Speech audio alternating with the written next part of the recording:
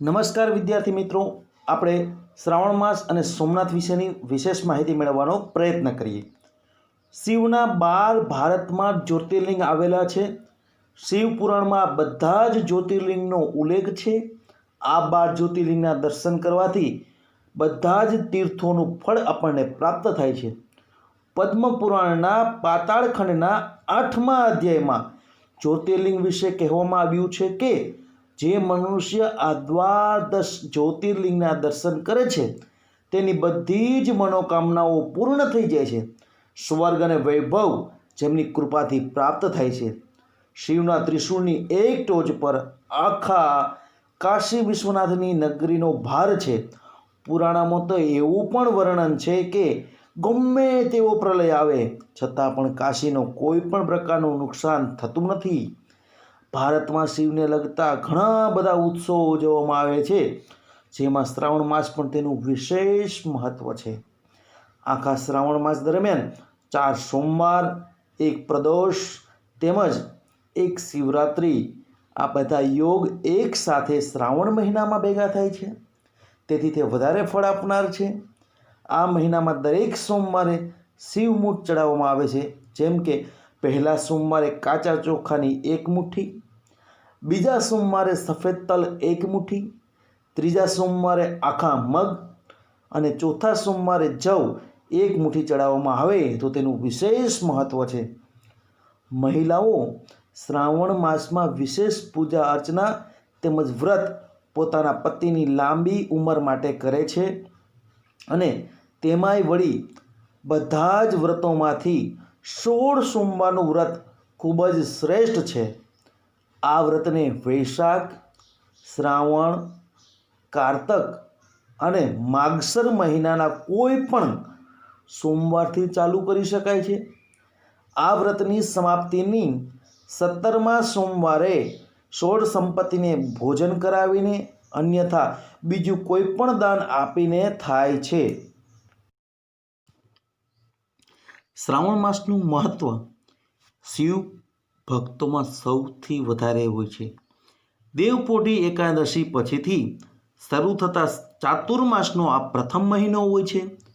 શ્રાવણ માસમાં શિવ ભક્તિમાં ભક્તો લીન બની જતા હોય છે, તો વળી આ માસમાં રક્ષાબંધન, નાગપંચમી, જન્માષ્ટમી જેવા તહેવારોની પણ ઉજવણી થાય છે। શ્રાવણ માસનો પ્રારંભ સાથે જ એક પછી એક તહેવારોની વણઝાર પણ શરૂ થઈ જાય છે। આપણે આ શ્રાવણ માસ વિશે વિશેષ માહિતી મેળવીએ તો શ્રાવણ માસના મહત્વની વાત કરવામાં આવે તો આ માસમાં શિવ પુરાણ તેમજ દેવી ભાગવતનું વાંચન અથવા શ્રવણ કરવાનું મહત્વ શાસ્ત્રોમાં દર્શાવવામાં આવ્યું છે। શ્રાવણ માસના દરેક દિવસ ખાસ હોય છે, પરંતુ શ્રાવણીયા સોમવારનું મહિમા તો અનેરો હોય છે, જેમાં ભક્તો આખા મહિનાના વ્રત ન કરી શકતા હોય તો પણ તેઓ સોમવારનું વ્રત તો કરતા જ હોય છે। સંપૂર્ણ માસ દરમિયાન ભક્તો શિવજીની પૂજા અર્ચના કરી તેમના આશીર્વાદ પ્રાપ્ત કરે છે। આ સમયમાં નદીઓમાં પણ નવા નીરની આવક થતી હોય છે, તેથી ખાસ દિવસો પર ભક્તો તીર્થસ્થાન પણ કરતા હોય છે।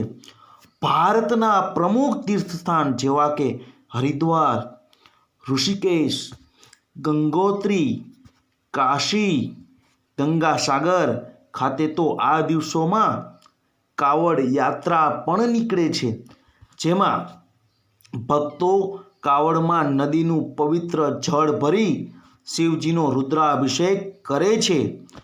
માન્યતા છે કે દેવો અને દાનવો વચ્ચે સમુદ્ર મંથન પણ આ માસ દરમિયાન જ થયું હતું।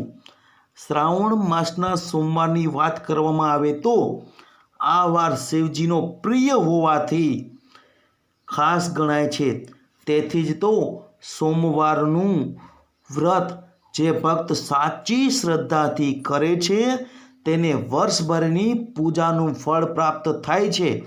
આપણે વિશેષ જોઈએ તો દેવો અને દાનવો વચ્ચે જ્યારે સમુદ્ર મંથન થયું હતું તેમાંથી 14 રત્નો નીકળ્યા, તેમાંથી એક હળાહળ વિષ પણ હતું। વિષની ઉષ્ણતાથી સૃષ્ટિને બચાવવા માટે ભગવાન શિવે આ વિષને ગ્રહણ કરી પોતાના કંઠમાં ધારણ કર્યું. આ સત્કાર્યથી પ્રભુ નીલકંઠ તરીકે ઓળખાયા. ત્યાર પછી સતયુગમાં પ્રભુને ઠંડક આપવા દેવી દેવતાઓએ પ્રભુ પર જળનો અભિષેક કર્યો. ત્રેતા અને દ્વાપર યુગમાં વિષના પ્રભાવની ઉષ્ણતા દૂર કરવા માટે ભગવાન પર દૂધનો અભિષેક કરવામાં આવ્યો અને કળિયુગમાં વિષના આ પ્રભાવને દૂર કરવા માટે પ્રભુના ભક્તો તેમના પર જળાભિષેક કરે છે. શિવ પુરાણ અનુસાર જળ સમસ્ત સંસારના પ્રાણીઓમાં જીવનનો સંચાર કરે છે.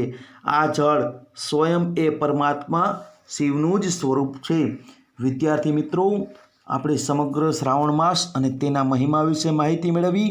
ત્યારબાદ હવે આપણે ખાસ કરીને દ્વાદશ જ્યોતિર્લિંગનું પ્રથમ જ્યોતિર્લિંગ સોમનાથ વિશે થોડીક માહિતી મેળવવાનો આપણે પ્રયત્ન કરશું. તો આગળ જોઈએ.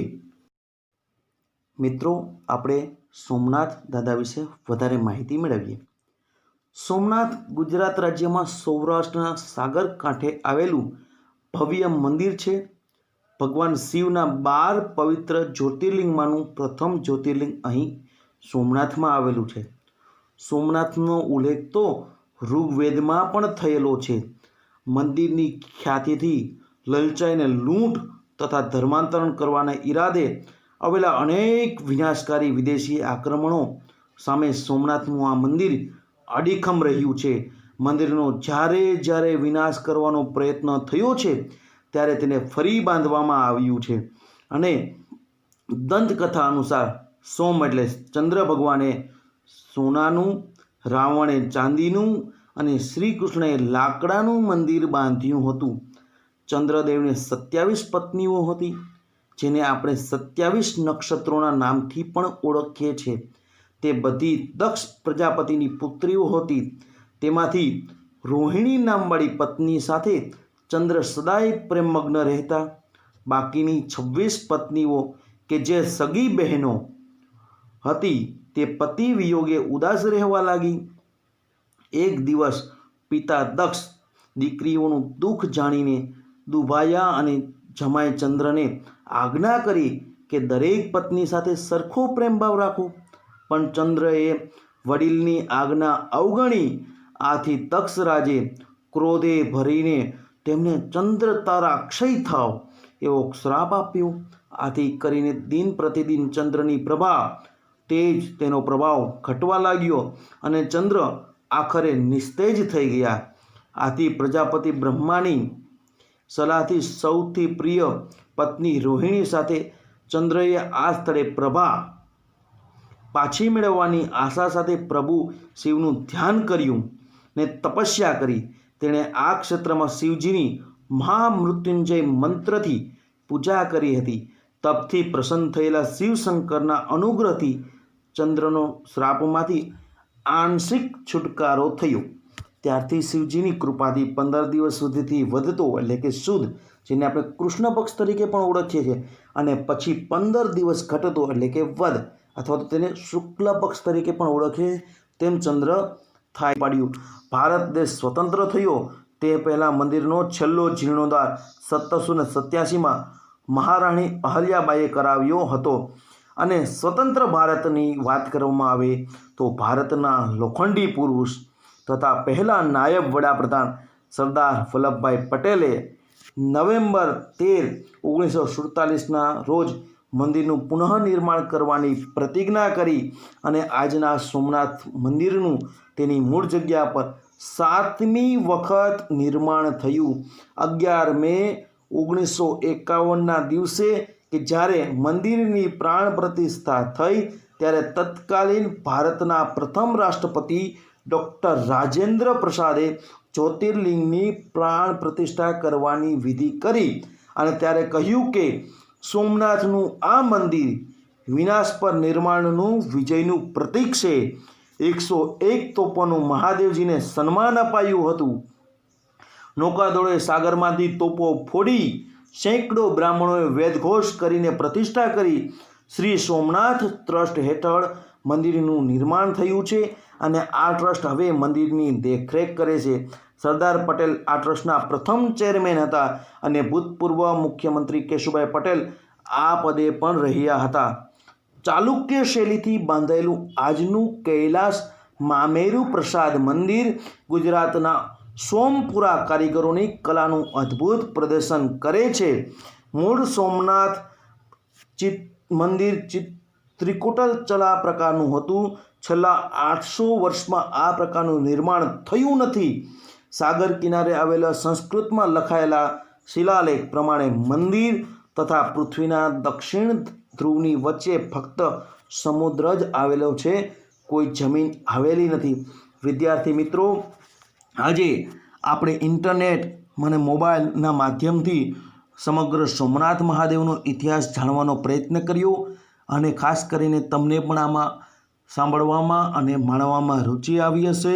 આપણે સમગ્ર માહિતીનો સ્ત્રોત જે ખાસ કરીને મોબાઈલના માધ્યમથી ઇન્ટરનેટ આપણે જોયું અને વિકિપીડિયામાં આપેલ સોમનાથની તમામ માહિતી લેવાનો પ્રયત્ન કરેલો છે.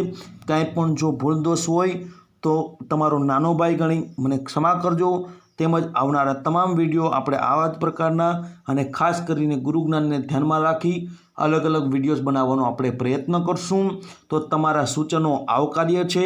ભૂલ ચૂક ક્ષમા કરજો. વંદે માતરમ. ભારત માતા કી જય.